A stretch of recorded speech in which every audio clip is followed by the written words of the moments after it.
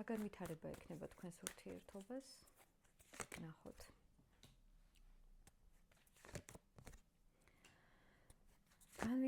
განვითარება. მოდი ასე ვიტყოდი მე.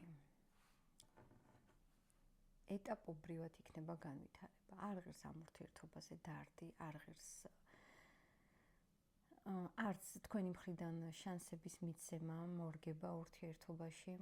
თუ შენ დღეს ხარ რაღაცნაირად დადარდიანებული, სევდიანი 1000 მიზეზებიდან გამომდინარე, უბრალოდ იცხოვრე ეს ემოცია.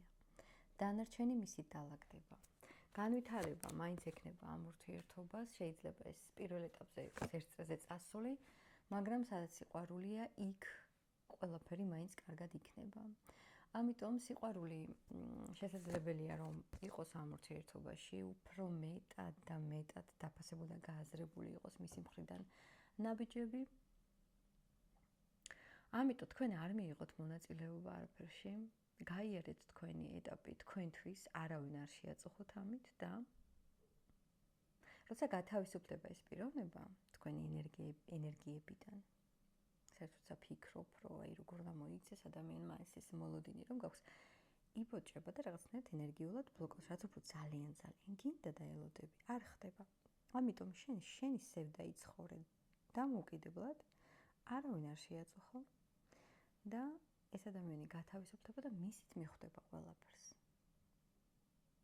ამიტომ ეს არის ის დრო, როცა ყველამ უნდა გაიაროს საკუთარი ემოციები, საკუთარი ცხოვრება და მოსახდენი მაინც მოხდება.